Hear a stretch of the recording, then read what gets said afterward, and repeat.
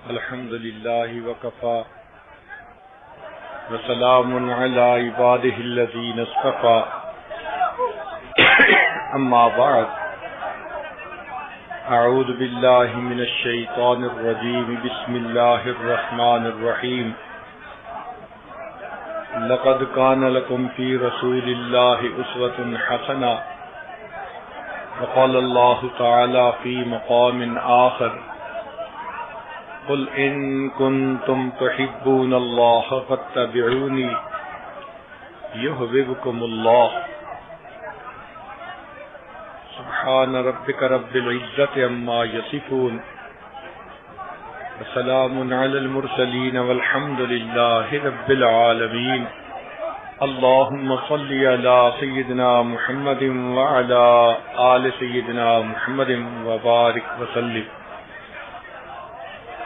اللهم صل على سيدنا محمد وعلى آل سيدنا محمد وبارك وسلم اللهم صل على سيدنا محمد وعلى آل سيدنا محمد وبارك وسلم۔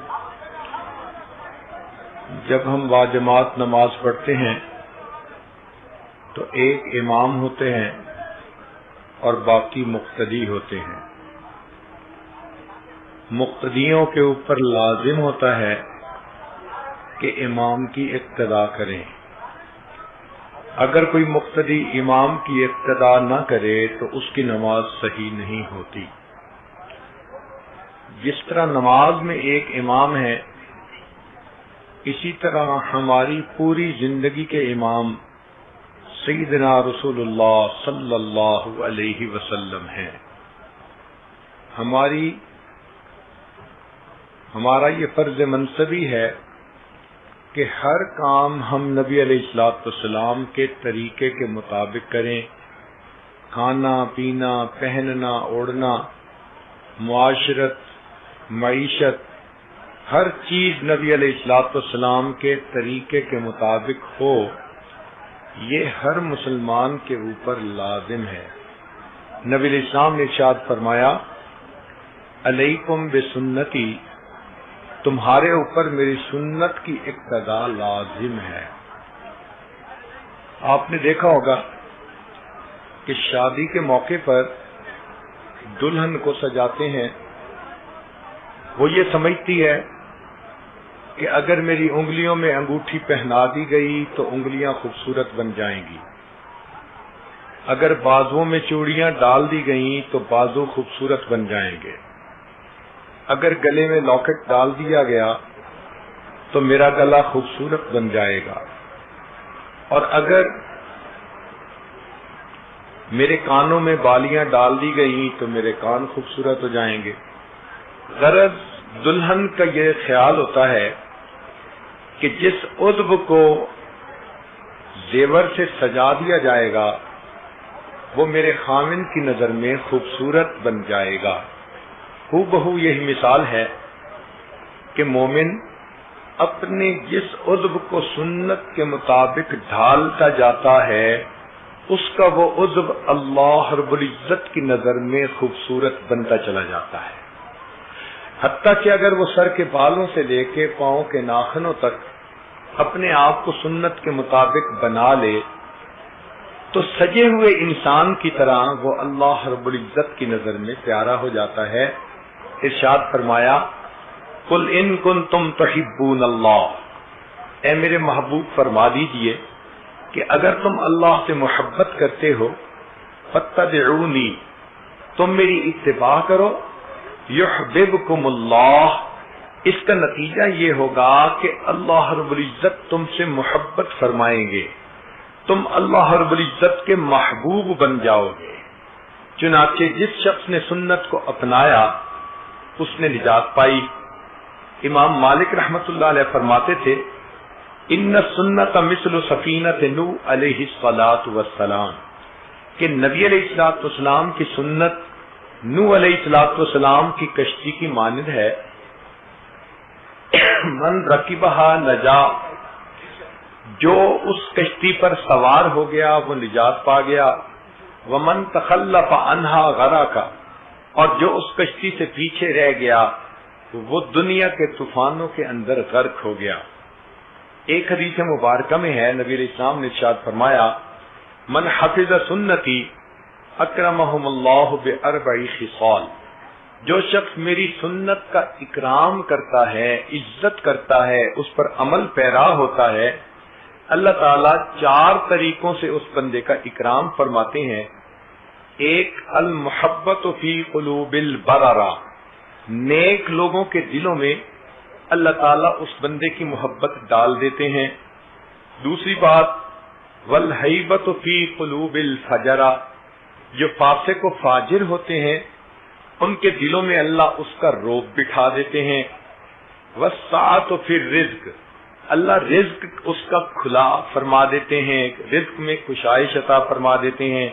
اور چوتھی چیز، والثقۃ فی الدین، اللہ دین میں اس بندے کو مضبوط بنا دیتے ہیں۔ تو نبی علیہ الصلوۃ والسلام کی سنت انسان کے لیے فلاح پانے کا ذریعہ ہے۔ چنانچہ سید الطائفہ شیخ عبد القادر جیلانی رحمۃ اللہ علیہ کا قول ہے، اساس الخیر متابعۃ النبی صلی اللہ علیہ وسلم فی قولہ و فعلہ، کہ خیر کی بنیاد نبی علیہ الصلوۃ والسلام کی اتباع قول میں اور فعل میں ہے۔ شاہ عبد العزیز رحمۃ اللہ علیہ فتح القدیر میں لکھتے ہیں، من تہاون بالسنت عوقب بحرمان الفرائض، جو شخص سنت کا اہتمام نہیں کرتا، اس کو ہلکا سمجھتا ہے، اس کا وبال یہ ہوتا ہے کہ اس بندے کو فرائض سے محروم کر دیا جاتا ہے۔ نبی علیہ السلام نے ارشاد فرمایا، من احب سنتی فقد احبنی، جس نے میری سنت سے محبت کی اس نے مجھ سے محبت کی۔ ومن احبنی کان معی فی الجنہ، اور جس نے مجھ سے محبت کی وہ جنت میں میرے ساتھ ہوگا۔ ایک حدیث پاک میں نبی علیہ السلام نے ارشاد فرمایا، من تمسک بسنتی عند فساد امتی فلہ اجر 100 شہید، کہ جو میری سنت کا اس وقت التزام کرے جبکہ سنت کی طرف سے بے توجہی کی جا رہی ہو، اس کو چھوڑا جا رہا ہو، تو نبی علیہ السلام نے فرمایا کہ اس بندے کو 100 شہیدوں کا ثواب عطا کیا جائے گا۔ ایک سنت مبارکہ کو زندہ کرنے پر 100 شہیدوں کا ثواب۔ نبی علیہ السلام نے ارشاد فرمایا، ترکت فیکم امرین، میں تمہارے درمیان 2 چیزیں چھوڑے جا رہا ہوں، لن تدلوا، تم ہرگز گمراہ نہیں ہوگے، ان تمسکتم بہما، اگر تم ان دونوں کو پکڑے رہو گے، کتاب اللہ و سنت نبی، ایک اللہ رب العزت کی کتاب اور دوسرا اس کے نبی علیہ الصلوۃ والسلام کی سنت کی اتباع کرنا۔ چنانچہ ہمیں چاہیے کہ ہم سنت کی پیروی کریں اور زندگی کو سنت سے مزین کریں، اپنے ظاہر کو نبی علیہ السلام کی سنت سے مزین کریں اور اپنے باطن کو اللہ رب العزت کی معرفت سے منور کریں۔ عام طور پر اگر کوئی ماڈل ہو تو پھر اس کو اپنانا آسان ہوتا ہے۔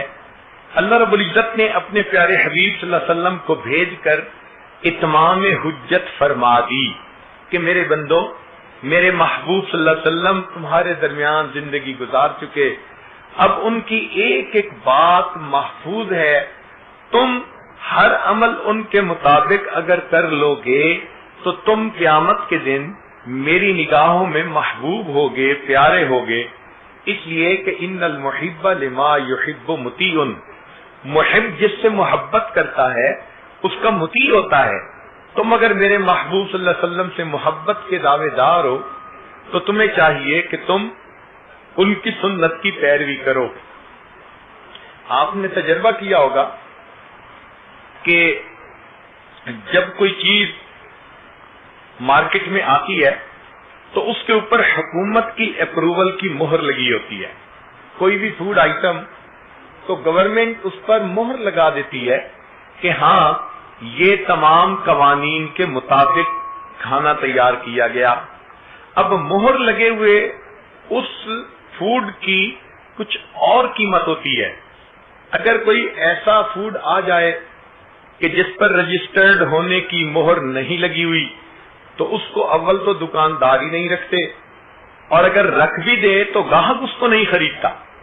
بالکل قیامت کے دن یہی ہوگا، اللہ رب العزت کے فرشتے متعین ہوں گے، انسان کا نام اعمال پیش کیا جائے گا، جس عمل پر سنت کی مہر لگی ہوگی اس کو اپروو کر دیا جائے گا، قبول کر لیا جائے گا، اور جس پر سنت کی مہر نہیں ہوگی اس کو رد کر دیا جائے گا۔ کہہ دیا جائے گا کہ آج کے دن میرے محبوب صلی اللہ علیہ وسلم کی سنت ہی کو قبول کیا جائے گا۔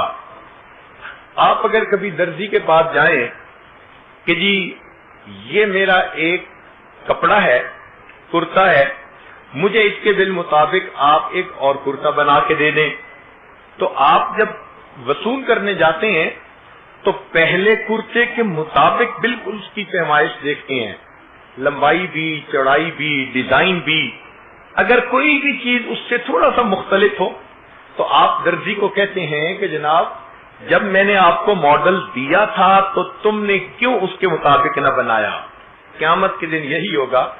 اللہ رب العزت ارشاد فرمائیں گے، میرے بندو میں نے تمہارے درمیان ایک نمونہ بھیج دیا تھا، اپنے حبیب صلی اللہ علیہ وسلم کو بھیجا تھا، تمہیں چاہیے تھا کہ تم ہر کام ان کے طریقے کے مطابق کرتے تو اب تمہارے اعمال قبول کر لیے جاتے۔ چنانچہ یاد رکھیے کہ اللہ رب العزت نے اپنے تک آنے کے تمام راستے بند کر دیے سوائے اس راستے کے جس راستے پر نبی علیہ الصلوۃ والسلام چلے اور اللہ رب العزت تک پہنچے۔ جو بندہ چاہے کہ میں بھی اللہ رب العزت تک پہنچ جاؤں، اللہ سے واصل ہو جاؤں، تو اس کو چاہیے کہ وہ بھی ہر کام میں اللہ کے حبیب صلی اللہ علیہ وسلم کے طریقے کو اپنائے۔ اس سنت کی اللہ کے ہاں اتنی اہمیت ہے کہ موسیٰ علیہ السلام کو حکم ہوا کہ ان جادوگروں کا مقابلہ کیجیے۔ اللہ تعالی کی شان کہ حکم ہوا اذهب الى فرعون انه طغى، آپ جائیے فرعون کے پاس، باغی طاغی بن گیا ہے۔ موسیٰ علیہ السلام جاتے ہیں، وہاں جادوگروں سے مقابلہ ہوا۔ اللہ کی شان کہ جادوگروں نے ایمان قبول کر لیا۔ تو موسیٰ علیہ السلام حیران ہوئے، اے اللہ آپ نے تو بائی نیم مجھے فرمایا تھا کہ جاؤ فرعون کے پاس، وہ باغی طاغی بن گیا، اور اب فرعون کو تو ہدایت نہ ملی، جادوگروں کو ہدایت مل گئی۔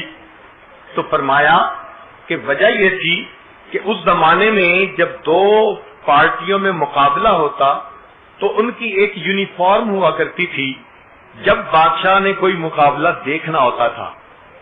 اب جب موسیٰ علیہ السلام اور جادوگر آمنے سامنے آنے تھے تو وہاں کے جو افسر تھے انہوں نے کوشش کی کہ موسیٰ علیہ السلام جادوگروں والا لباس پہنے، وہ تو اللہ کے نبی علیہ السلام تھے، انہوں نے انکار کر دیا۔ وہ بڑے حیران کہ کریں تو کیا کریں، چنانچہ انہوں نے یہ فیصلہ کیا کہ چلو یونیفارم تو ایک جیسی ہوگی، ہم جادوگروں کو موسیٰ علیہ السلام جیسا چوغا پہنا دیتے ہیں۔ چنانچہ انہوں نے جادوگروں کو موسیٰ علیہ السلام جیسے کپڑے پہنا دیے۔ جب موسیٰ علیہ السلام نے پوچھا اللہ فرعون کو ہدایت نہ ملی بلکہ جادوگروں کو مل گئی، تو رب کریم نے فرمایا اے میرے پیارے موسیٰ علیہ السلام، جب میں ہدایت کا فیصلہ کرنے لگا تو میری رحمت نے اس چیز کو زیادہ پسند کیا، میں ان کو ہدایت پہلے دوں جو میرے ایک نبی علیہ السلام سے مشابہت رکھتے ہیں۔ اب سوچئے کہ وہ جادوگر جو اپنے شوق سے بھی نہیں مشابہت اختیار کرتے، مجبور ہو کے، اللہ تعالیٰ کو ان کی بھی مشابہت پسند آتی ہے۔ تو جو لوگ اپنی محبت سے، چاہت سے، لگن سے، شوق سے نبی علیہ السلام کے اعمال کو اپنائیں گے تو اللہ رب العزت کو کتنا وہ انسان پیارا لگے گا۔ چنانچہ صحابہ رضی اللہ تعالیٰ عنہم کی زندگیوں کو دیکھیے تو ایک سے بڑھ کر آپ کو ایک سنت کا نمونہ نظر آئے گا۔ یہ اتنی سنت کی اتباع تھی کہ باہر سے آنے والے کو پوچھنا پڑتا تھا من منکم محمد، تم میں سے محمد صلی اللہ علیہ وسلم کون ہے؟ لباس میں، ظاہر میں، طور طریقے میں، گفتگو میں اتنی مشابہت ہوا کرتی تھی، حتیٰ کہ سیدنا صدیق اکبر عنہ نبی علیہ الصلوۃ والسلام کی معیت میں جب مدینہ طیبہ حاضر ہوئے تو مدینہ طیبہ کے بڑے بوڑھے دانا بینا لوگ وہ استقبال کے لیے آئے، مگر ان دونوں کو سمجھ نہیں لگ رہی تھی کہ ان آنے والے مہمانوں میں آقا کون ہے، غلام کون ہے، ان میں اللہ کے نبی علیہ السلام کون ہے اور ان کے جو ہے اتباع کرنے والے قوم ہے۔ تو وہ دیکھتے رہے اور انہوں نے دونوں کو دیکھ کر بالآخر صدیق اکبر عنہ کو آگے بڑھ کر سلام کیا۔ صدیق اکبر عنہ نے سب کو سلام کرنا شروع کر دیا۔ کیوں؟ اس لیے کہ آقا صلی اللہ علیہ وسلم تھکے ہوئے آ رہے ہیں تو آقا صلی اللہ علیہ وسلم کو مزید تھکاوٹ نہ ہو۔ جب سلام ہو چکا بیٹھ گئے اور بادلوں میں سے سورج نکلا اور اس کی کرنوں نے نبی علیہ الصلوۃ والسلام کے رخسار مبارک کے بوسے لیے، تب مدینہ کے لوگ یہ دیکھ کر حیران ہوئے کہ جس پر انہوں نے پہلے سلام کیے تھے وہ اٹھے اور انہوں نے اپنی چادر اپنے ساتھی کے اوپر ڈال کر یہ ثابت کر دیا کہ آقا کون ہے اور غلام کون ہے، تابع کون ہے، متبوع کون ہے۔ تب ان کو سمجھ لگی کہ واقعی انہوں نے نبی علیہ الصلوۃ والسلام کی اس قدر مشابہت اختیار کی تھی، آپ یوں سمجھیں کہ نقل اصل کے اتنا مطابق بن گئی تھی کہ دیکھنے والوں کو نقل اور اصل میں فرق کرنا دشوار ہو گیا تھا۔ ایک صحابی رضی اللہ تعالیٰ عنہ حبشہ کے رہنے والے ایمان لے آئے۔ اب اکثر ان کے دل میں یہ شوق رہتا کہ یہ جو میرے سر پہ بال ہیں یہ چھوٹے ہیں اور کرلی ہیں، اور نبی علیہ الصلوۃ والسلام کی طرح میں سر پہ مانگ نہیں نکال سکتا، کاش کہ میرے بال ایسے ہوتے کہ میں بھی مانگ نکال سکتا، مجھے اور مشابہت ہو جاتی۔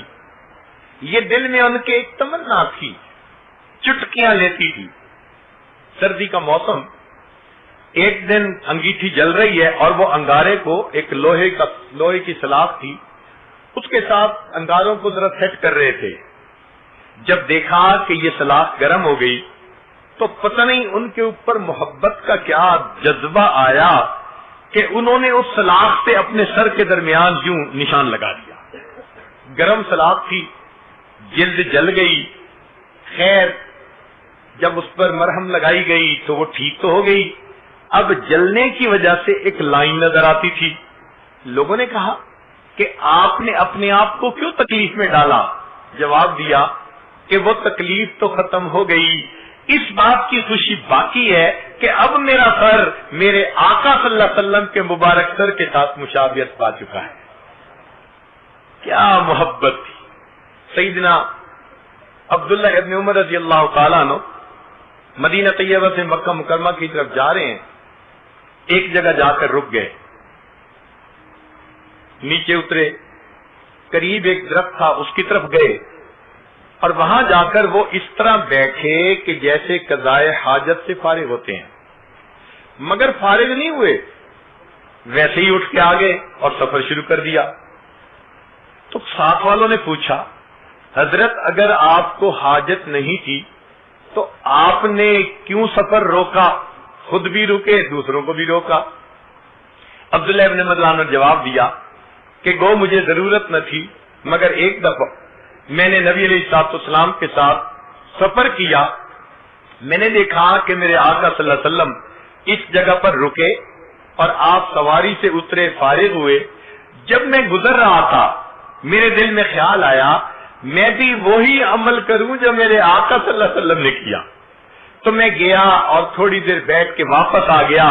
میرا ٹائم تو لگ گیا مگر مجھے آقا صلی اللہ علیہ وسلم کی ایک یاد کو تازہ کرنے کا موقع نصیب ہو گیا۔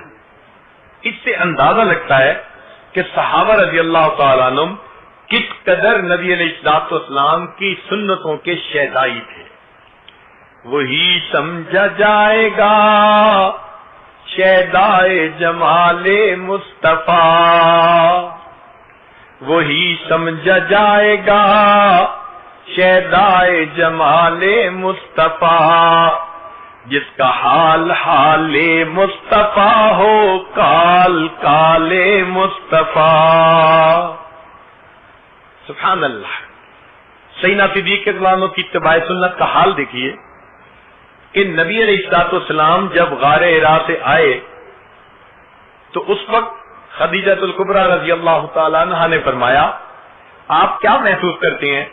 فرمایا خشیت علی نفسی، مجھے اپنی جان کا خطرہ ہے۔ فرمایا کلا، ہرگز نہیں، انک لتصل الرحم، آپ تو صلہ رحمی کرنے والے ہیں، وتکسب المعدوم وتقرئ الضیف وتعین علی نوائب الحق۔ تو انہوں نے نبی علیہ الصلوۃ والسلام کی کچھ صفات گنوائی۔ حیرت کی بات ہے کہ بعد کے زمانے میں ایک مرتبہ صدیق رضی اللہ عنہ نے نبی السلام سے اجازت لی کہ میں حبشہ کی طرف ہجرت کر کے جاتا ہوں۔ نبی علیہ السلام نے اجازت دے دی۔ صدیق رضی اللہ عنہ گئے، راستے میں تھے کہ ایک کافر نے دیکھا، اس نے کہا ابو بکر کیوں جا رہے ہو مکہ سے؟ فرمایا کہ مکہ کے لوگ رہنے نہیں دیتے۔ اس نے کہا آپ جیسے اچھے آدمی کیوں مکہ چھوڑ کے جائیں؟ انک لتصل الرحم۔ جو صفات خدیجہ الکبریٰ رضی اللہ عنہا نے نبی علیہ السلام کی گنوائی تھیں، وہی صفات ایک کافر نے صدیق اکبر رضی اللہ عنہ کی گنوائی، انہی الفاظ میں۔ اس قدر کامل مشابہت تھی، چنانچہ یہ صحابہ نبی علیہ السلام کی سنتوں کے عاشق حذیفہ بن الیمان رضی اللہ تعالیٰ عنہ ایران کی طرف آتے ہیں، دسترخوان پہ کھانا کھاتے ہوئے لقمہ گر گیا۔ اب سنت یہ ہے کہ دسترخوان پہ لقمہ اگر گر بھی جائے تو اس کو اٹھا کے کھا لو، پاک صاف ہوتا ہے۔ انہوں نے کھا لیا۔ قریب والے نے کہا کہ جناب یہاں کے عمراء موجود ہیں اور یہ اس چیز کو اتنا اچھا نہیں سمجھتے، یہ معیوب سمجھتے ہیں۔ تو حذیفہ رضی اللہ عنہ نے آسانہ جواب دیا، فرمایا اترک سنت حبیبی لہؤلاء الحمقاء، ان احمقوں کی خاطر میں اپنے آقا صلی اللہ علیہ وسلم کی سنت کو چھوڑ دوں گا۔ اس سے پتہ چلتا ہے کہ ان کی نظر میں نبی علیہ الصلوۃ والسلام کی سنتوں کی کیا قیمت ہوا کرتی تھی۔ ہمارے سلف صالحین کی زندگیوں کو آپ پڑھ کے دیکھ لیجئے، آپ کو یہ فیچر کامن نظر آئے گا، سارے کے سارے سنت کے شیدائی، اس کے اوپر عمل کرنے والے، اس کے مطابق زندگی گزارنے والے۔ عبداللہ بن مبارک رحمت اللہ علیہ ایک محدث ہیں، امام اعظم ابو حنیفہ رحمت اللہ علیہ کے خاص شاگرد ہیں۔ ان کے جو 40 فقہا تھے جو مسائل کے استنباط میں ان کی معاون بنتے تھے، یہ ان میں سے ایک ہیں۔ ان کی زندگی اتنی سنت کے مطابق تھی کہ ان کے ایک ہم جماعت ہم درس اسماعیل رحمت اللہ علیہ تھے۔ وہ کہتے ہیں کہ میں نے عبداللہ ابن مبارک رحمت اللہ علیہ کی زندگی کو کئی سال قریب سے دیکھا اور میں اس نتیجے پر پہنچا کہ عبداللہ ابن مبارک رحمت اللہ علیہ اور صحابہ کرام رضی اللہ عنہم کی زندگی میں صرف ایک فرق تھا، وہ کیا کہ صحابہ رضی اللہ عنہم کو نبی علیہ السلام کے دیدار کا شرف حاصل تھا، یہ شرف عبداللہ ابن مبارک کو حاصل نہیں تھا۔ اس کے علاوہ ان کی زندگی اور صحابہ کی زندگی میں مجھے کوئی فرق نظر نہیں آتا تھا۔ یہ کتنی عظیم بات ہے کہ ساتھ رہنے والا گواہی دے۔ سبحان اللہ، واقعی ہمارے اکابر اس قدر سنت کا اہتمام کرنے والے تھے۔ چنانچہ جنید بغدادی رحمت اللہ علیہ کے پاس ایک سالک آیا اور 9-10 سال رہا۔ ایک دن کہنے لگا حضرت میں جاتا ہوں۔ کیوں جاتے ہو بھائی؟ حضرت میں تو آیا تھا کہ میں کوئی کرامت دیکھتا، اور میں نے تو 10 سال میں کوئی کرامت ہی نہیں دیکھی۔ تو پوچھا کہ یہ بتاؤ ان 10 سالوں میں تو نے کوئی عمل سنت کے خلاف دیکھا؟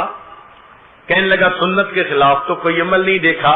فرمایا کہ یہ سب کرامتوں سے بڑی کرامت ہے کہ انسان بے اختیار سنت کے مطابق زندگی گزارنے والا بن جائے، ہر عمل اس کا ایسا ہو کہ نبی علیہ الصلوۃ والسلام کی سنت کے مطابق ہو۔ شاہ ولی احمد دہلوی رحمۃ اللہ علیہ لکھتے ہیں کہ مجھے نبی علیہ الصلوۃ والسلام کی خدمت میں مواجہ شریف پر حاضری نصیب ہوئی، تو فرماتے ہیں جو لوگ متبع سنت ہوتے ہیں اور جن کو حدیث کا شوق ہوتا ہے، تو میں نے دیکھا کہ نبی علیہ الصلوۃ والسلام کے مبارک قلب سے اس طرح نور کی کرنیں پھوٹتی ہیں جیسے سورج کی شعاعیں ہوتی ہیں اور وہ اس آنے والے بندے کے دل کے اوپر پڑ رہی ہوتی ہے. تو سنت کا اہتمام کرنے والا بارگاہ نبوی کے اندر مقبول انسان ہوتا ہے. سبحان اللہ. اللہ رب العزت ایسے بندے کو بہت پسند فرماتے ہیں. ہمارے اکابرین علماء دیوبند کی زندگی کو دیکھیے, ایک ایک سنت کا شہرائی نظر آئے گا. چنانچہ حضرت نانوتوی رحمت اللہ علیہ کو فرنگی نے پھانسی کا حکم سنا دیا. جب اطلاع ملی تو حضرت روپوش ہو گئے. 3 دن کے بعد پھر باہر پھر رہے ہیں. کسی نے کہا کہ جناب پھانسی کا حکم, جان کا بچانا فرض ہے, آپ باہر کیوں پھر رہے ہیں؟ تو حضرت نانوتوی رحمت اللہ علیہ نے جواب دیا کہ میں نے اپنے آقا صلی اللہ علیہ وسلم کی مبارک زندگی کو دیکھا تو مجھے نبی علیہ الصلوۃ والسلام پوری زندگی میں 3 دن غار ثور کے اندر روپوش حالت میں ملے, پھر آپ باہر تشریف لائے, میں بھی 3 دن روپوش رہا, اب باہر آ گیا ہوں. اگر کوئی پکڑ کر پھانسی بھی چڑھائے گا تو میں پھانسی کا پھندا چوم کر جھول جایا کر. کیا محبت تھی ان کو نبی علیہ الصلوۃ والسلام کی مبارک سنتوں سے. حضرت گنگوہی رحمۃ اللہ علیہ آخری عمر میں موت یا بند آ جانے کی وجہ سے بے نائی نہیں رہی تھی, تو آپ پابندی کے ساتھ سرما لگاتے تھے. کسی نے کہا جناب سرما تو لگاتے ہیں بے نائی بڑھانے کے لیے, تیز کرنے کے لیے, اور آپ کی تو بے نائی ہے ہی نہیں. تو فرمایا کہ لوگ بے نائی تیز کرنے کی نیت سے لگاتے ہوں گے, میں تو اپنے آقا صلی اللہ علیہ وسلم کی سنت کی اتباع کی نیت سے سرما روز لگاتا ہوں. سنت کا اتنا اہتمام ان کی زندگیوں میں تھا. حضرت شیخ خلیل رحمت اللہ علیہ عشاء کے بعد وتر بیٹھ کے پڑھتے تھے. اب عام مسئلہ تو یہی کہ کھڑے ہو کر پڑھنے کا ثواب دگنا, بیٹھ کے پڑھنے کا ثواب آدھا. تو کسی طالب علم نے پوچھ لیا, حضرت آپ تو ثواب کے لیے بڑے حریص ہیں, ہر ایسا عمل کرتے ہیں کہ زیادہ سے زیادہ ثواب ملے, مگر نفل بیٹھ کے پڑھتے ہیں. تو فرمانے لگے کہ آدھا ثواب مجھے زیادہ پسند ہے, مگر نبی علیہ الصلوۃ والسلام وتر کے بعد نفل بیٹھ کر پڑھتے تھے, میں عمل تو وہ کروں گا جو میرے آقا صلی اللہ علیہ وسلم نے کیا ہے.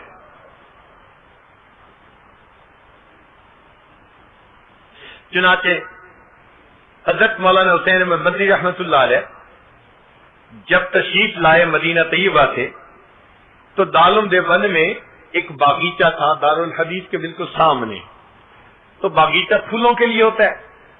حضرت نے فرمایا کہ یہاں کیکر کا درخت لگا دو. جس نے بھی دیکھا حیران, سمجھ نہیں آتی تھی کہ پھولوں کا یہ باغ ہے اور اس میں کیکر کا درخت کانٹوں والا, کوئی فائدہ بھی عام بندے کو نظر نہیں آتا. تو کسی طالب علم نے پوچھا, حضرت آپ نے کیکر کا درخت لگوانا کا حکم دیا؟ فرمایا ہاں. اس نے پوچھا کہ حضرت وجہ کیا ہے؟ تو فرمایا کہ میں نے کتابوں میں پڑھا کہ نبی علیہ الصلوۃ والسلام نے بیت رضوان کیکر کے درخت کے نیچے لی تھی. میں نے یہ درخت اس لیے لگوایا, میں دارالحدیث میں آیا جایا کروں گا, کیکر کا درخت یاد آ کے مجھے اپنے آقا کی یاد آ جایا کرے گی. چنانچہ حضرت مولانا قاسم نانوتوی رحمت اللہ علیہ انہوں نے جب یہاں باغ لگوایا تو اس میں اہتمام کے ساتھ گلاب کے پھول لگوائے. کسی نے کہہ دیا حضرت موتیے کے پھولوں کی خوشبو بڑی اچھی, فلاں پھول کی خوشبو بڑی اچھی, آپ گلاب کے پیچھے ہی پڑ گئے کہ نہیں گلاب لگاؤ. فرمانے لگے میں اس لیے کہہ رہا ہوں کہ میں نے کتابوں میں پڑھا ہے نبی علیہ الصلوۃ والسلام کے مبارک پسینے سے جو خوشبو آتی تھی, گلاب کی خوشبو آپ صلی اللہ علیہ وسلم کے پسینے سے سب سے زیادہ قریب ملتی ہے, اس لیے میں گلاب کی خوشبو یہاں لگوانا چاہتا ہوں. سبحان اللہ. ہر کام میں نبی علیہ الصلوۃ والسلام ان کے سامنے رہتے تھے. مولانا یحییٰ رحمت اللہ علیہ جو حضرت شیخ الحدیث رحمت اللہ علیہ کے والد گرامی ہے, وہ فرمایا کرتے تھے کہ اگر کوئی بندہ سنت کے مطابق پاخانہ کر لے گا اس کو اتنا ثواب ملے گا کہ خلاف سنت نفلیں پڑھنے پر بھی اس کو وہ ثواب نہیں مل سکتا.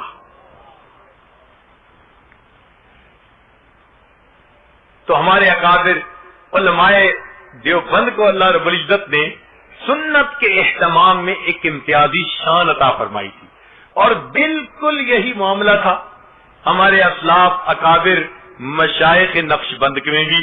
وہ بھی ایک ایک عمل میں سنت کی رعایت کرتے تھے. چنانچہ مشائخ نقش بند نے اپنی کتابوں میں لکھا کہ لوگ تو مجاہدے کے ذریعے سلوک کو طے کرنا چاہتے ہیں، ہم سنت کے اہتمام کے ذریعے سلوک کو طے کرواتے ہیں. امام ربانی مجدد ثانی رحمت اللہ علیہ، ان کی سنت کے اہتمام کا یہ حال تھا کہ ایک مرتبہ دانت میں درد تھی تو حضرت نے ایک سالک کو کہا کہ کچھ لونگ لے کے آؤ. اس زمانے میں لونگ ہی علاج ہوتا تھا، اس کا تیل ذرا درد کو کم کر دیتا تھا. جب وہ لے کے آیا تو آپ نے اپنے ہاتھ پر رکھ کر دیکھا تو وہ لونگ 4 تھے یا 6 تھے، تاک عدد نہیں تھے. تو آپ نے فرمایا کہ دیکھو یہ صوفی بنا پھرتا ہے اور اس کو اتنا بھی پتہ نہیں کہ اللہ وتر و یحب الوتر، اللہ تعالیٰ تاک ہیں اور تاک عدد کو پسند کرتے ہیں. مقصد یہ تھا کہ اس کو ان لونگ کے لانے میں بھی تاک عدد کی رعایت کرنی چاہیے تھی. اللہ اکبر کبیر. اتنے چھوٹی سی کام میں بھی سنت کا اہتمام. چنانچہ ان کے مکتوبات کو پڑھیں تو سنت کی جو عظمت دل میں پیدا ہوتی ہے، اللہ اکبر کبیرہ، وہ بیان سے باہر ہے. ذرا سنیے اپنے مشائخ کی اتباع سنت کے بارے میں امام ربانی مجدد ثانی رحمت اللہ علیہ ایک بات فرماتے ہیں. علماء طلباء توجہ کے ساتھ سنیں اور اس کے مزے لیں کہ سنت کی کیا وقت انہوں نے سمجھائی. فرماتے تھے ہمارے اکابر شرع شریف کے نفیس موتیوں کو، یعنی احکام شریعت کو نفیس موتیوں سے تشبیہ دی. سالک کے دل میں عظمت آئے شریعت کی. ہمارے اکابر شرع شریف کے نفیس موتیوں کو بچوں کی مانند وجد و حال کے جوز و مویز کے بدلے نہیں دیتے. جوز و مویز کہتے ہیں منقع اخروٹ. بچے ہوتے ہیں نا، وہ ہیرا موتی دے دیں گے اور اس کے بدلے اخروٹ لے لیں گے. فرمایا یہ تو بچوں کا کام ہوتا ہے. تو یہ جو وجد و حال ہے یہ اخروٹ منقع ہے، اور شرع شریف کے احکام وہ نفیس موتیوں کے مانند ہے. عبارت کا زور دیکھیے کہ کتنی قوت کے ساتھ انہوں نے یہ بات کہی. فرماتے ہیں ہمارے اکابر شرع شریف کے نفیس موتیوں کو بچوں کی مانند وجد و حال کے جوز و مویز کے بدلے نہیں دیتے، نفس سے فسق کی طرف مائل نہیں ہوتے. نفس سے مراد قرآن و حدیث اور فسق سے مراد تصوف کی کتاب فصوص الحکم. نفس سے فسق کی طرف مائل نہیں ہوتے. فتوحات مدنیہ سے فتوحات مکیہ کی طرف التفات ہی نہیں کرتے. فتوحات مکیہ یہ ابن عربی رحمت اللہ علیہ کی تصوف کی کتاب ہے، اور فتوحات مدنیہ سے حدیث پاک مراد ہے. تو فرماتے ہیں ہمارے اکابر شرع شریف کے نفیس موتیوں کو بچوں کے مانند وجد و حال کے جوز و مویز کے بدلے نہیں لیتے، نفس سے فسق کی طرف مائل نہیں ہوتے، فتوحات مدنیہ سے فتوحات مکیہ کی طرف التفات نہیں کرتے. ان کا کارخانہ بلند ہے. اللہ اکبر کبیرہ. آپ اندازہ لگائیے کس قدر سنت کا اہتمام انہوں نے سمجھایا کہ ہمیں ایک ایک کام سنت نبوی صلی اللہ علیہ وسلم کے مطابق کرنا چاہیے. چنانچہ مرزا بے دل نے ایک شعر لکھا. وہ شعر ایک ایرانی شیخ تھے، ان کو اچھے لگے. انہوں نے دل میں فیصلہ کیا کہ میں جاؤں گا اور مرزا بے دل سے ملوں گا. جب وہ آئے تو مرزا بے دل ایک حجام کے پاس بیٹھے تھے اور وہ اپنی ریش کٹوا رہے تھے. جب اس ایرانی شیخ نے دیکھا تو اس نے ایک ٹھنڈی سانس لی, ایک آنکھ کھینچی. جب اس نے دیکھ کے آنکھ کھینچی تو مرزا بے دل نے کہا کہ آپ کیوں کھینچتے ہیں؟ ریش میں خراشم دلے کسینہ میں خراشم. میں اپنی داڑھی کو کاٹ رہا ہوں, کسی کے دل کو تو نہیں نہ ایذا پہنچا رہا. انہوں نے جواب میں کہا بلا دل رسول اللہ صلی اللہ علیہ وسلم میں خراشم, تو عام بندے کا دل نہیں دکھا رہا, تو آقا صلی اللہ علیہ وسلم کے مبارک دل کو دکھا, تو سید القلوب کو دکھا رہا ہے. جب انہوں نے یہ بات کی مرزا بے دل پہ چوٹ لگی. اس نے کہا جزاک اللہ کے چشمم باز کر دی, مرابا جان جا ہمراز کر دی. اتنا اہتمام تھا ہمارے مشائخ میں نبی علیہ الصلوۃ والسلام کی سنتوں کا کہ ایک ایک سنت کے اوپر وہ اپنے آپ کو قربان کر دیا کرتے تھے. چنانچہ ایک بزرگ تھے جن کا معمول یہ تھا کہ 1,00,000 مرتبہ درود شریف پڑھ کر کچھ عرصے بعد نبی علیہ السلام کو تحفہ بھیجا کرتے تھے, پھر 1,00,000 درود شریف پڑھ کر پھر تحفہ بھیجا کرتے تھے. ان کی زندگی کا یہ معمول تھا, لاکھوں مرتبہ انہوں نے نبی علیہ السلام کی خدمت میں درود و سلام کا تحفہ بھیجا. ان کو ایک مرتبہ خواب میں نبی علیہ السلام کی زیارت نصیب ہوئی. وہ فرماتے ہیں کہ میں نے نبی علیہ السلام کو دیکھا, آپ کا سینے انور گریبان کھلا تھا اور کچھ داغ تھے جیسے زخم کے ہوتے ہیں. تو میں دیکھ کر ذرا حیران ہوا, قریب ہوا. میں نے کہا اے آقا صلی اللہ علیہ وسلم, مجھے آپ کا سینہ چھلنی نظر آتا ہے, زخم کے نشان نظر آتے ہیں, خیریت تو ہے؟ نبی علیہ السلام نے فرمایا ہاں یہ لوگ ہیں جو میری سنت کو چیرتے ہیں, وہ میرے سینے پہ زخم لگاتے ہیں.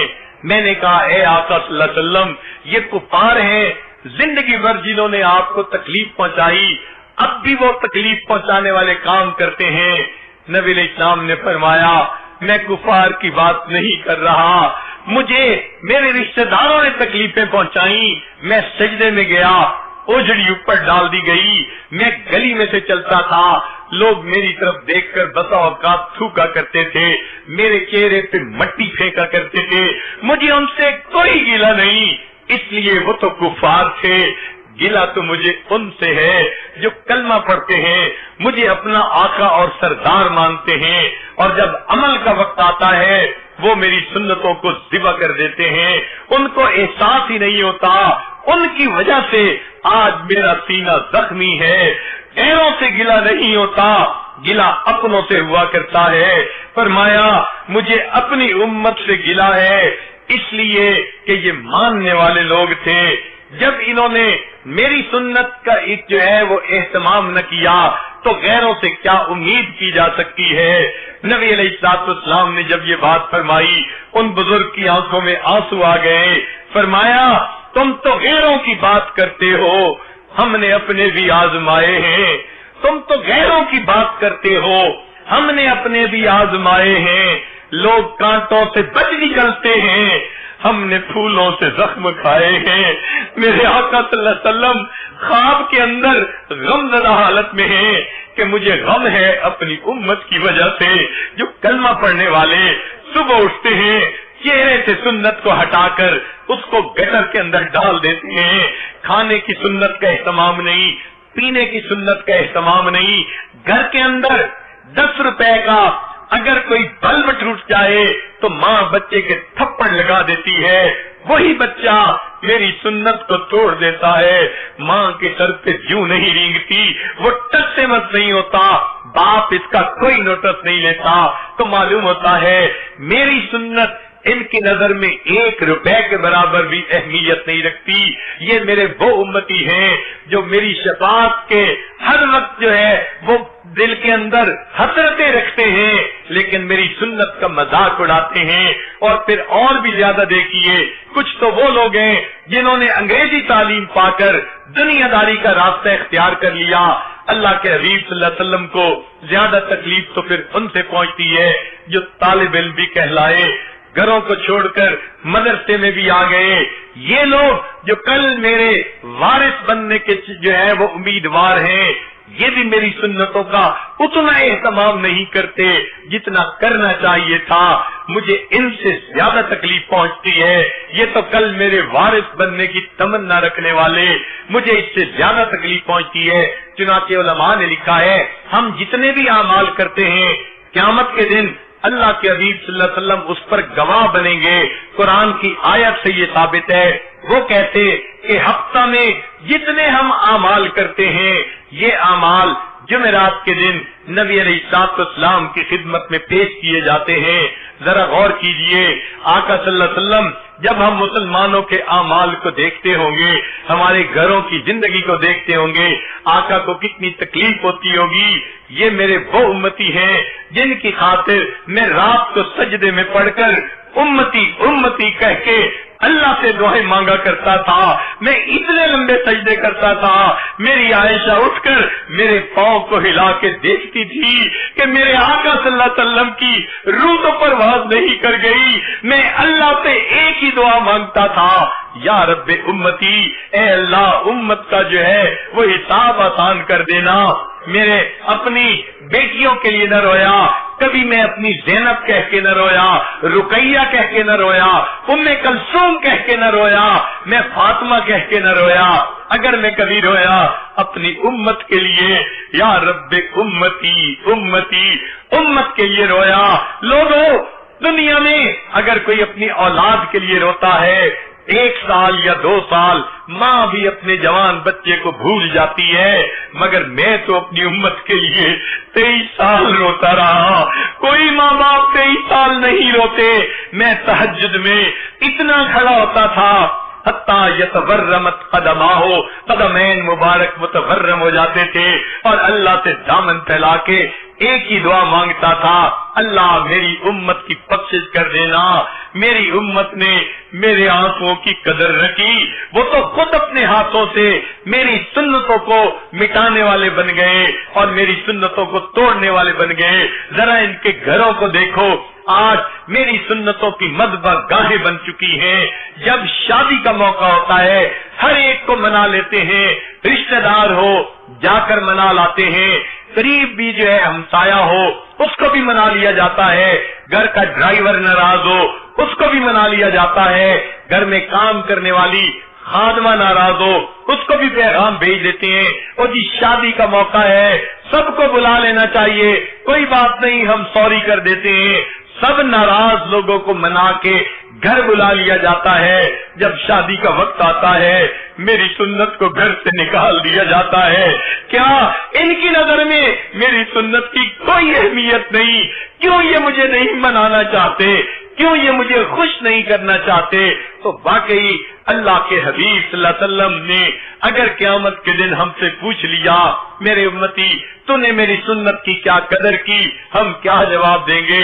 अहादीस में आता है नबी अलैहिस्सलाम हौज़ कौसर के हम पर होंगे, उस वक्त कुछ उम्मती आएंगे लेकिन उनको इस तरह दूर भगा दिया जाएगा जैसे ऊंट को हंका दिया जाता है। कह दिया जाएगा, ऐ अल्लाह के हबीब सल्लल्लाहु अलैहि वसल्लम, ये आपके उम्मती तो थे लेकिन सुन्नतों को तोड़ के खुश होते थे, गैरों के रस्मों रिवाज पे अमल करने वाले, गैरों के तरीकों को अपनाने वाले। सोहकन सोहकन चले जाओ यहाँ से, दफा दूर हो जाओ यहाँ से। अल्लाह के हबीब सल्लल्लाहु अलैहि वसल्लम उस वक्त एक आंख उधर नहीं देखेंगे कि तुमने तो मेरी सुन्नत का एहतमाम न किया। अगर क़यामत के दिन हम नबी अलैहिस्सलाम की बारगाह में हाजिर हुए, ए अल्लाह के हबीब सल्लल्लाहु अलैहि वसल्लम हमारी शफाअत कर दीजिए, और नबी अलैहिस्सलाम ने जवाब में इतना पूछ लिया कि बताओ तुमने जिंदगी में मेरी सुन्नतों को कितना अपनाया था, तो उस वक्त हम क्या जवाब देंगे? अल्लाह के हबीब सल्लल्लाहु अलैहि वसल्लम ने फरमा दिया, तुम ऐसे वक्त में पैदा हुए जब लोग अपनी चीजों का तारुफ करवा रहे थे, जब एडवर्टाइजमेंट का जमाना था, हर बंदा अपने प्रोडक्ट को पूरी दुनिया के अंदर एडवर्टाइज करने के चक्कर में लगा हुआ था। लोग तो अपने پیتل اور تانبے کو بھی سونا بنا کے پیش کر رہے تھے. او میرے امتی، تمہارے ہاتھ میں تو میری سنتیں سونے کی مانند تھی. بتاؤ تم نے میری سنتوں کا کتنا تعارف کروایا. لوگوں نے سیل فون جیسی چیز کو کچے اور پکے مکان میں پہنچا کے دکھا دیا. تم نے میری سنت کے لیے کیا قربانی دی، کتنی کوشش کی، تم نے کہاں تک میری سنت کو امت کے سامنے پیش کیا. ہم اس وقت کوئی جواب نہ دے پائیں گے کہ اللہ کے حبیب صلی اللہ علیہ وسلم ہم نے آپ کی سنتوں کے لیے کیوں نہ کوشش کی. نبی علیہ السلام عرفات کے میدان میں روئے، امت کے لیے مینا کے اندر روئے، امت کے لیے مزدلفہ کے اندر روئے، امت کے لیے غلاف کعبہ کو پکڑ کے روئے، امت کے لیے نبی علیہ السلام اپنے گھر میں تہجد کے لیے مصلی پہ روئے، امت کے لیے جس محبوب صلی اللہ علیہ وسلم نے امت کے لیے اتنے آنسو بہائے. ہم اپنی زندگیوں کو دیکھیں کہ ہم آج ان کی سنتوں کا اہتمام نہیں کرتے جیسے کرنا چاہیے تھا. کسی نے کیا اچھی بات کہی، کسی غم گسار کی محنتوں کا عجیب میں نے سلا دیا، جسے میرے غم نے بھلا دیا اسے میں نے جی سے بھلا دیا. میں تیرے مزار کی جالیوں کی ہی مدحتوں میں لگا رہا، تیرے دشمنوں نے تیرے چمن میں خزاں کا جال بچھا دیا.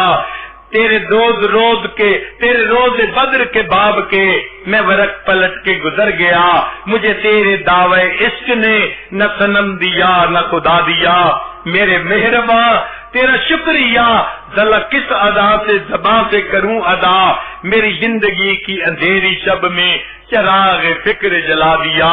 وہ آقا صلی اللہ علیہ وسلم جنہوں نے ہمیں زندگی گزارنے کا طریقہ سمجھایا، اللہ سے واصل ہونے کا طریقہ سمجھایا، آج اس محسن انسانیت کی سنتوں کا ہم اہتمام نہیں کرتے. ہم اپنے گھروں میں دیکھیں عورتوں بچوں کو آج اگر کھانے کا طریقہ پسند ہے تو غیروں کا، لباس پسند ہے تو غیروں کا، گھر کی سجاوٹ دیکھیں تو غیروں جیسی، ہر چیز غیروں کی اگر پسند ہے تو قیامت کے دن حوض کوثر پہ نبی علیہ السلام کے سامنے پیش ہو کر ہم پھر کیا کہہ سکیں گے؟ اے اللہ کے نبی صلی اللہ علیہ وسلم ہماری شفاعت فرمائیے. ایک 8 سال کا بچہ، اس نے جب یہ خواب سنا کہ ایک بزرگ 1,00,000 مرتبہ درود پڑھ کر بھیجا کرتے تھے، انہوں نے خواب میں نبی علیہ السلام کے سینے انور کو چھلی دیکھا تو اس بچے کے دل میں اتنا درد ہوا، گھر آ کے کہتا ہے امی آج کے بعد میں کھانا کھاؤں گا سنت کے مطابق، میں کپڑے پہنوں گا سنت کے مطابق. اگر 7 سال کا بچہ سنت کا اتنا اہتمام کرتا ہے، قیامت کے دن کہا جائے گا او علماء کے گروہ، او حفاظ اور قراء، ذرا بتاؤ تو صحیح 7 سال کے بچے جیسی غیرت بھی تمہارے دل میں بیدار نہ ہوئی اور تم نے دل میں نیت نہ کی کہ ہم نبی علیہ السلام کے سینے کو راحت پہنچائیں گے، ہم زخم پہ زخم نہیں لگائیں گے. سوچئے تو صحیح پھر قیامت کے دن ہم اپنے آقا صلی اللہ علیہ وسلم کو کیا جواب دیں گے؟ افسوس کی بات ہے جن سے وفا کرنی تھی آج ہم ان سے جفا کر رہے ہیں، جن سے جفا کرنی تھی آج ان کے طریقوں کو اپناتے پھر رہے ہیں. پھر قیامت کے دن ہمارا کیا معاملہ ہوگا؟ ہم نے بہت سارے لوگوں کو دیکھا ہے اپنے ماں باپ کا دل دکھاتے ہوئے جھجکتے ہیں، امی روٹ جائے گی، ابو روٹ جائیں گے، میں یہ کام کرنا پسند نہیں کرتا. وہی بندہ جو ماں اور باپ کے دل دکھنے کا اتنا خیال کرتا ہے جب سنت کا وقت آتا ہے بے دریغ سنت کو توڑ دیتا ہے، احساس تک نہیں ہوتا. اس سے میرے آقا صلی اللہ علیہ وسلم کا دل دکھے گا. میں نبی علیہ السلام کے دل کو خوشی پہنچانے کی بجائے ان کو تکلیف پہنچانے کا باعث بن جاؤں گا. چنانچہ آج وقت ایسا آ گیا کہ ہم نبی علیہ السلام کی سنتوں کا اہتمام کرنے کا عہد کریں کہ آقا صلی اللہ علیہ وسلم آپ کی ایک ایک سنت پر ہم عمل کریں گے اور نبی علیہ السلام کی سنتوں سے اپنے آپ کو مزین کریں گے. ذرا توجہ کیجئے گا، اپنی بات کو سمیٹتے ہوئے یہ عاجز ایک بات مثال دے کے سمجھاتا ہے.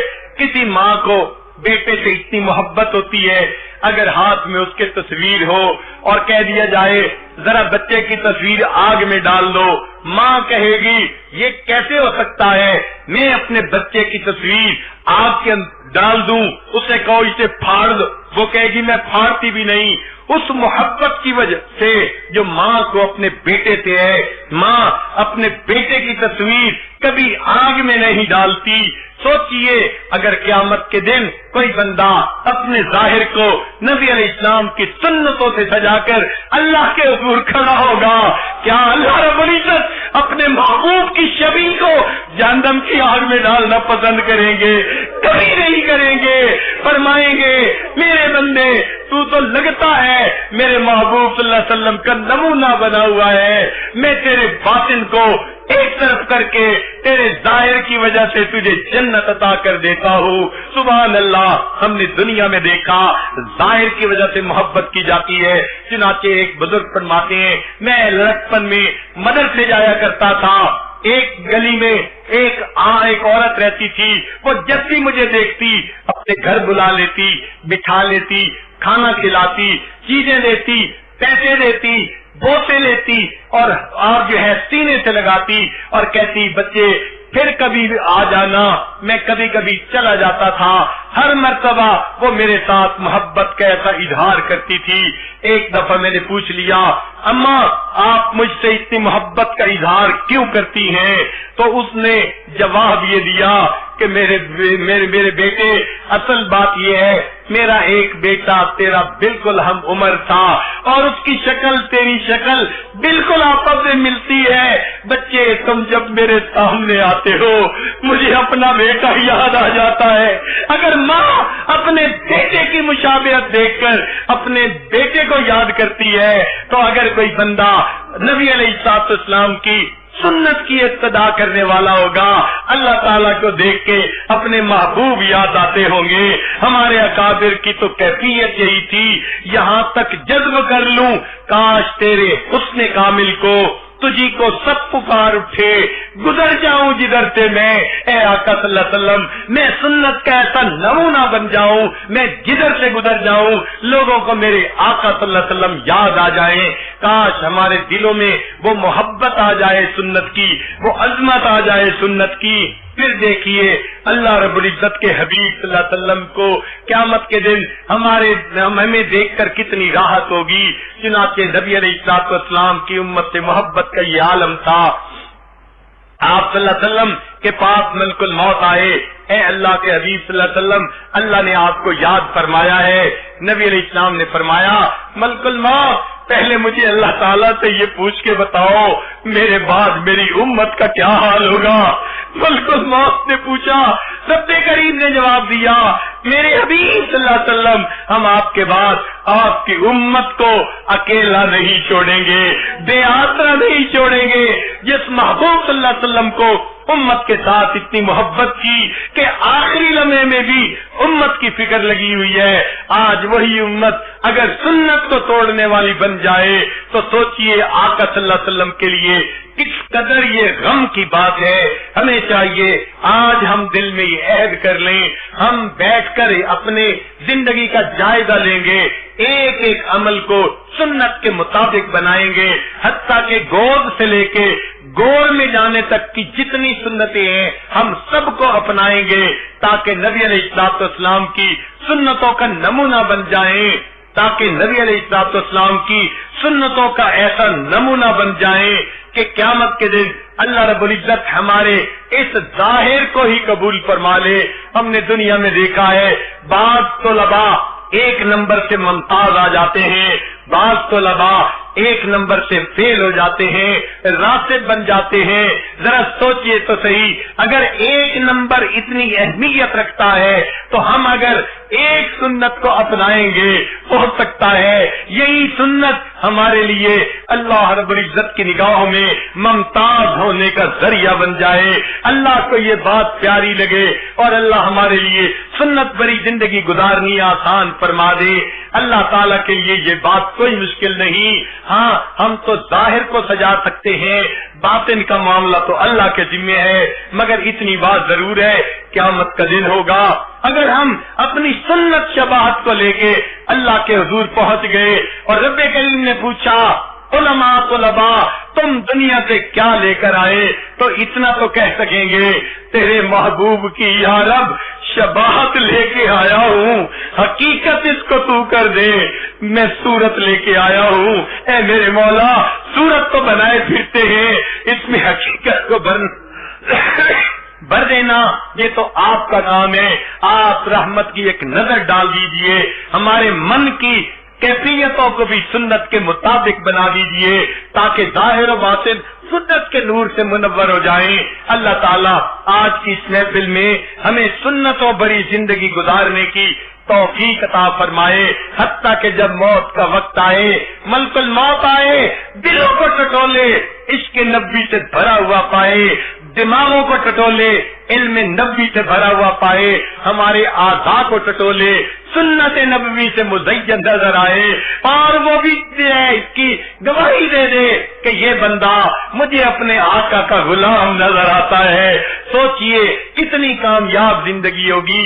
رب کریم ہمیں ایک ایک سنت پر محبت کے ساتھ عمل کرنے کی توفیق عطا فرمائے اور اس سنت کے نور کو پوری دنیا کے اندر اللہ پھیلانے اور پہنچانے کی توفیق عطا فرمائے۔ وآخر دعوانا ان الحمد للہ رب العالمین۔ ابھی دعا سے پہلے آپ حضرات چند منٹ اسی مراقبے کی مشق فرما لیجئے، آنکھوں کو بند کر لیجئے، سر کو جھکا لیجئے۔ جیسے ظاہر میں یہ بارش برس رہی ہے، تصور کیجئے کہ اللہ کی رحمت کی بارش برس رہی ہے اور آج وہ ہمارے دلوں کو دھونا چاہتی ہے۔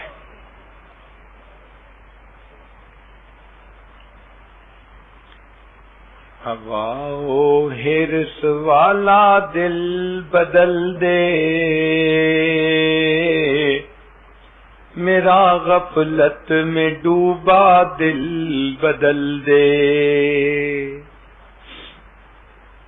ہوا و حرص والا دل بدل دے،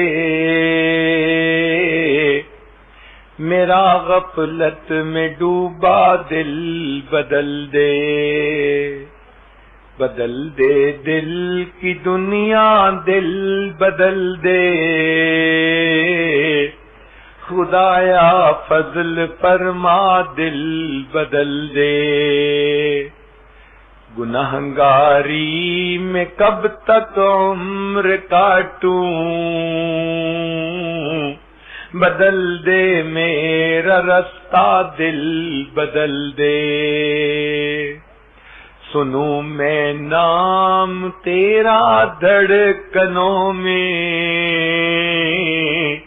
مزہ آ جائے مولا دل بدل دے۔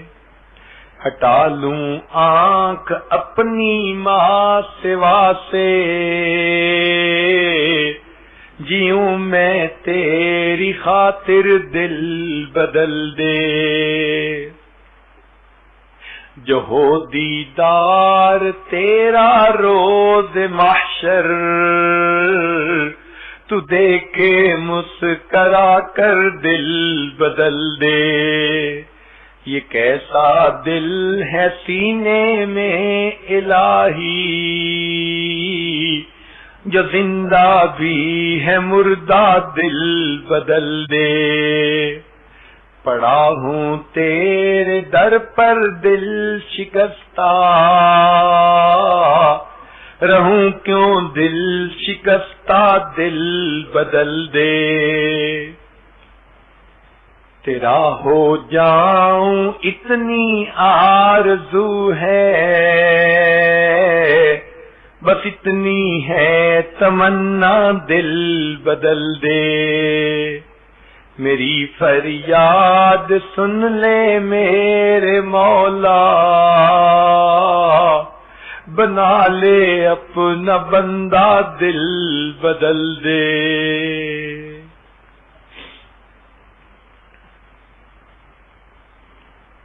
لا الہ الا اللہ محمد الرسول اللہ۔ دعا کیجئے سبحان ربی العلی الوہاب، اللہم صلی علی سیدنا محمد وعلی آل سیدنا محمد وبارک وسلم۔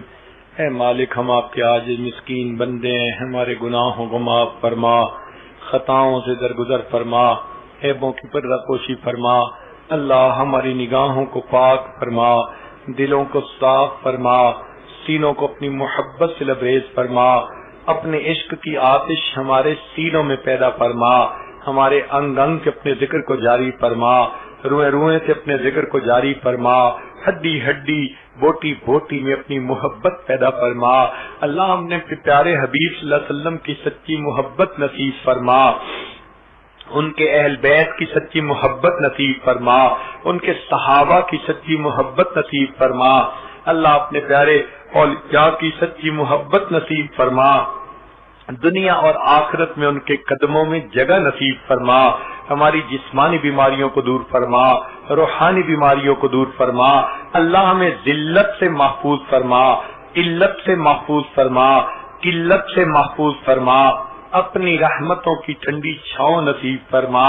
اللہ زندگی میں کبھی بھی بے سہارا نہ فرما، کبھی بھی بے آسرا نہ فرما، کبھی بھی اپنے در سے دور نہ فرما۔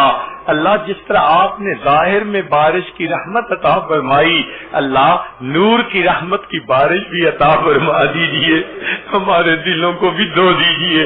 اللہ یہ آپ کے بندے اس بارش میں ظاہر میں بھیگتے رہے، پھر بھی بیٹھے رہے، آپ کے حبیب صلی اللہ علیہ وسلم سے محبت کی دلیل ہے۔ اے اللہ اس عمل کو قبول فرما لیجیے، آج اٹھنے سے پہلے دلوں کو دھو دیجیے۔ اللہ میں سنت کا شیدائی بنا دیجیے، سنت کا دیوانہ بنا دیجیے، سنت کا عاشق بنا دیجیے۔ اللہ سنتوں بھری زندگی گزارنا آسان فرما دیجیے۔ اللہ ہماری ان دعاؤں کو اپنی رحمت سے قبول فرما، رزق حلال عطا فرما، صدق مقال عطا فرما، پریشانیوں کو دور فرما۔ اللہ اٹکے کاموں کا ہونا آسان فرما، الجھے کاموں کو اپنی رحمت سے سلجھا۔ اللہ ہمارے آنے والے وقت کو گزرے وقت سے بہتر فرما۔ اے اللہ اولاد کے غموں سے محفوظ فرما، اولاد کے دکھوں سے محفوظ فرما، اولاد کی پریشانیوں سے محفوظ فرما، اولادوں کو نیکوکار بنا، فرما بردار بنا، ماں باپ کی آنکھوں کی ٹھنڈک بنا۔ جن گھروں میں جوان بچے بچیاں موجود ہیں اللہ ان بچوں کے مستقبل کو روشن فرما، ماں باپ کے لیے فرض ادا کرنے آسان فرما۔ اے کریم آقا امت مسلمہ کو عزت رفتہ نصیب فرما، ہمارے تینوں حرم کی حفاظت فرما۔ کریم آقا دور قریب سے جو احباب علماء طلباء تشریف لائے ہیں سب کا چل کے آنا قبول فرما، اور اس کے بدلے سب کے دلوں کو اپنی محبت سے لبریز فرما۔ اے میرے مولا ہم نیک بننا چاہتے ہیں مگر نفس اور شیطان ہمارے دشمن ہیں۔ اے اللہ ہم ایک قدم آگے بڑھاتے ہیں، کئی قدم پیچھے ہٹ جاتے ہیں۔ اللہ رات کو توبہ کرتے ہیں، دن میں توڑ بیٹھتے ہیں، دن میں توبہ کرتے ہیں، رات کو توڑ بیٹھتے ہیں۔ ہماری باطن کی حالت کو آپ اچھی طرح جانتے ہیں۔ اے اللہ اب دل کا غم کس کے سامنے جا کر کہیں، آپ تینوں کے بھید جاننے والے ہیں۔ اللہ مدد فرما دیجئے، اللہ مدد فرما دیجئے۔ جو ڈوب رہا ہوتا ہے وہ پکارتا ہے مجھے بچا لو، مجھے بچا لو۔ اللہ ہم گناہوں میں ڈوبتے جا رہے ہیں، اللہ بچا لیجئے، اللہ بچا لیجئے۔ اے کریم بچا لیجئے، اے حنان بچا لیجئے، اے منان بچا لیجئے۔ رب کریم رحمتوں کا معاملہ فرما۔ اے اللہ ہم نے دنیا میں دیکھا ہے اگر کوئی قافلہ لٹ جائے لوگوں کو اس پہ بڑا ترس آتا ہے، ہمارا حال اس لٹے ہوئے قافلے کی مانند ہے۔ اللہ ہم نے جو نیک اعمال کیے شیطان نے حسد کی وجہ سے ختم کروا دیے، اے اللہ مختلف اور گناہوں کی وجہ سے ختم کروا دیے، اس نے ہمارے نیک عملوں کو بھی لوٹ لیا۔ اللہ ہم لٹے ہوئے قافلے کی مانند ہیں، رحم فرما لیجیے، اللہ رحم فرما دیجیے، اللہ رحم فرما دیجیے۔ اللہ ہمیں اپنے مقبول بندوں میں شامل فرما لیجیے، اللہ اپنی رحمت کی چادر میں جگہ عطا فرما دیجیے۔ اے کریم مہربانی کا معاملہ فرما۔ رب کریم ماں اپنے بچے کو نجاست میں لٹرا دیکھتی ہے، وہ بچے سے نفرت نہیں کرتی، اسے پھینک نہیں دیتی، سمجھتی ہے یہ تو نادان ہے، بیٹا تو میرا ہی ہے۔ اللہ وہ بچے کو دھو لیتی ہے، سینے سے لگا لیتی ہے. اے کریم آقا ہم بھی تو گناہوں کی نجاست میں لچڑے ہوئے ہیں. اللہ ہم نادان ہیں, آپ ہم سے ناراض نہ ہوئیے, ہمیں اپنی نگاہوں سے گرا نہ دیجیے. اللہ ہمیں نفس اور شیطان کے حوالے نہ کیجیے. اے کریم ایک رحمت کی نظر ڈال کے ہمیں دھو دیجیے, رحمت کی چادر میں جگہ عطا فرما دیجیے. اے کریم مہربانی کا معاملہ فرما. رب کریم آپ ہی نے فرمایا اچھے بروں کے ساتھ اچھائی کا معاملہ کریں. اے اللہ ہم برے ہیں, آپ اچھے ہیں, ہمارے ساتھ اچھائی کا معاملہ فرما دیجئے. رب کریم رحمتوں کا معاملہ فرمائیے. اے اللہ آج تک زندگی میں ہم نے جو سنتوں کا مذاق اڑایا, آج ہم اس سے سچی توبہ کرتے ہیں. میرے مولا ہم قیامت کے دن آپ کے محبوب صلی اللہ علیہ وسلم کے دیدار سے محروم نہیں ہونا چاہتے. میرے مولا رحمت کر دیجئے. اللہ میں سنت کی اتباع عطا کر دیجئے, سنت کی غلامی عطا فرما دیجئے. رب کریم سنت کی محبت عطا فرما دیجئے. ہماری ان دعاؤں کو اللہ اپنی رحمت سے قبول فرمائیے. اے کریم آقا آپ رحمت کی ایک نظر فرما دیجئے, ہماری ان دعاؤں کو قبول فرمائیے. اللہ آپ کے پہ ہمارا حال یوسف علیہ السلام کے بھائیوں والا ہے جو غلہ پورا مانگتے تھے مگر قیمت پوری نہیں دے سکتے تھے. کہنے لگے جئنا ببضاعۃ مزجاۃ فاوف لنا الکیل وتصدق علینا. یوسف علیہ السلام قیمت تو پوری نہیں لائے, آپ صدقہ کر دیجئے. ان اللہ یجزی المتصدقین. اللہ ہم بھی نیکیوں کی قیمت پوری نہیں لائے, اللہ آپ صدقہ کر دیجئے. اللہ صدقہ کر دیجئے, اللہ صدقہ کر دیجئے. اللہ دامن بھر دیجئے, ہم فقیروں کی جھولیاں بھر دیجئے, نیک مرادوں کو پورا کر دیجئے. اللہ یوسف علیہ السلام کریم تھے, انہوں نے بھائیوں کو معاف کر دیا تھا, کہہ دیا تھا لا تثریب علیکم اليوم, آج تم پر کوئی بوجھ نہیں, میں نے تمہیں معاف کر دیا. اللہ آپ کے پیارے نبی علیہ السلام بھی کریم تھے, انہوں نے فتح مکہ کے دن قریش مکہ کو یہی الفاظ کہہ دیے تھے لا تثریب علیکم اليوم. اے اللہ آپ سب کریموں سے بڑے کریم ہیں. اے اللہ ہمیں بھی آپ کی شان کریمی پہ ناز ہے, اللہ آپ کو بھی اپنے شان کریمی پہ ناز ہے. اللہ آج شان کریمی کا اظہار فرما دیجئے. آپ بھی یہی کہہ دیجئے لا تثریب علیکم اليوم اذهبوا انتم الطلقاء, چلے جاؤ تم سب کے سب آزاد ہو, بخشے بخشائے ہو. اے اللہ معاف کر دیجئے, آزاد کر دیجئے, ایک نئی زندگی عطا فرمائیے. اللہ ہمارے گناہوں کو معاف کر دیجئے. اے کریم مہربانی فرما دیجئے, ہماری ان دعاؤں کو اللہ اپنی رحمت سے قبول فرما لیجئے. اے رب کریم قیامت اے اللہ کے حبیب, اے اللہ آپ کے پیارے حبیب صلی اللہ علیہ وسلم کے سامنے قبیلہ طے کی ایک عورت اچانک ننگے سر آ گئی تھی, تو محبوب صلی اللہ علیہ وسلم نے اپنی چادر سے اس کا سر ڈھانپ لیا تھا. اے اللہ آج آپ کے حبیب صلی اللہ علیہ وسلم کی امت اقوام عالم کے سامنے ننگے سر کھڑی ہے. اللہ امت کا سر ڈھانپ لیجئے, اللہ امت کا سر ڈھانپ لیجئے, اللہ امت کا سر ڈھانپ لیجئے, اللہ امت کا سر ڈھانپ لیجئے. اے اللہ جو جماعت دین کی محنت کر رہی ہے یا کافر محنت کر رہے ہیں, اللہ سب کی محنتوں کو قبول فرما. مدارس عربیہ کی حفاظت فرما, دعوت و تبلیغ کے کام کی حفاظت فرما, جہاں اللہ اللہ ہوتی ہے ان خانقاہوں کی حفاظت فرما. اے کریم ہمارے حال پر رحمت کی نظر فرما اور ہماری ان دعاؤں کو اللہ اپنی رحمت سے قبول فرما. رب کریم جو مانگا عطا فرما, جو مانگنا چاہیے تھا نہیں مانگ سکے وہ بھی عطا فرما. ہمارے والدین عزیز اقارب مشائخ جو فوت ہو چکے ان کی مغفرت فرما, جن کی آپ نے مغفرت کر دی قرب کے اعلیٰ درجات عطا فرما. اللہ ہم قیامت کے ہم دنیا میں ایسے وقت میں پیدا ہوئے ہیں, آپ کے پیارے حبیب صلی اللہ علیہ وسلم پردہ فرما چکے, اب قرآن پاک پڑھتے ہیں, ایک آیت ہمیں اے اللہ تڑپا کے رکھ دیتی ہے. آپ نے فرمایا میں کچھ لوگوں کو قیامت کے دن اندھا کھڑا کروں گا. اے اللہ ڈر لگ جاتا ہے, اگر آپ نے اندھا کھڑا کر دیا وہاں بھی آپ کے حبیب صلی اللہ علیہ وسلم کا دیدار نہ کر سکیں گے. اللہ دوہری محرومی سے بچا دینا, دوہری محرومی سے بچا دینا. بڑے دل کی تمنا ہے اس چہرے کو دیکھیں جسے آپ نے والضحیٰ فرمایا، ان زلفوں کو دیکھیں جنہیں آپ نے واللیل فرمایا۔ اللہ اگر دنیا میں نہیں دیکھ سکے تو قیامت کے دن تو دیدار کروا دینا، ان کے ہاتھوں حوض کوثر کا جام عطا فرما دینا، ان کے جھنڈے کے نیچے جگہ عطا کر دینا، ان کے قدموں میں جگہ عطا فرمانا، اللہ جنت میں ان کا جوار عطا فرما دینا۔ اللہ ہماری ان دعاؤں کو اپنی رحمت سے قبول فرما۔ اے اللہ جتنے بھی پروگرام ہوئے، جہاں بھی ہوئے، خدمت والے جتنے بھی لوگ تھے جنہوں نے جو بھی کوششیں کی ان پروگراموں کے لیے، انعقاد کے لیے، اللہ سب کی محنتوں کو قبول فرما۔ اللہ ہم نے اپنے بڑوں سے سنا ہے عبادت سے جنت ملتی ہے، خدمت سے خدا ملتا ہے۔ اللہ خدمت کرنے والوں کو آپ اپنا تعلق عطا کر دیجئے، اپنے بندوں میں شامل فرما لیجئے، اپنی بندیوں میں شامل فرما لیجئے۔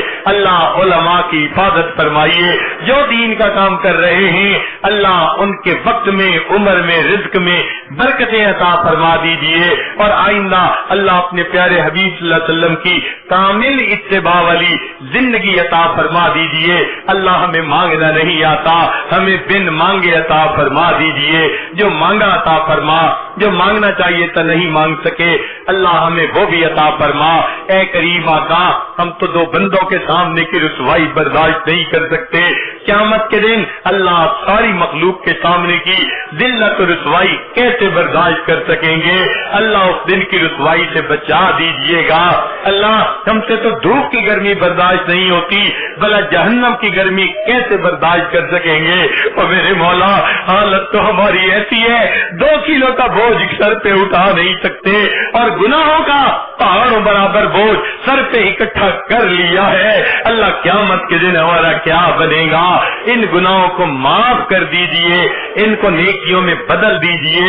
اللہ آپ کا احسان، آپ ہمارے پروردگار ہیں، ہم نبی علیہ السلام سے راضی، وہ ہمارے آقا اور سردار ہیں۔ اے اللہ ہم اسلام سے راضی، آپ کی دی ہوئی نعمت ہے، اللہ اس نعمت کو صحیح طرح زندگی میں لاگو کرنے کی توفیق عطا فرما دیجئے۔ اے اللہ پوری دنیا میں جتنے ایمان والے ہیں سب پر اپنی رحمت فرمائیے، جو ہدایت نہیں پا سکے اللہ ان کو ہدایت کی دولت عطا فرما دیجئے، امن اور سکون کی زندگی عطا فرمائیے۔ اے اللہ خلفشار ختم فرما دیجئے، اے اللہ بدامنی ختم فرما دیجئے۔ اللہ انسان کو دوسرے انسان کے احترام کی توفیق عطا فرما دیجئے، ہمیں اپنے پیارے حبیب صلی اللہ علیہ وسلم کی سنتوں پر عمل کی توفیق عطا فرما دیجئے۔ ربنا تقبل منا انك انت السميع العليم تب علينا انك انت التواب الرحيم صلى الله تعالى على حبيبه سيدنا محمد وآله واصحابه اجمعين برحمتك يا ارحم الراحمين۔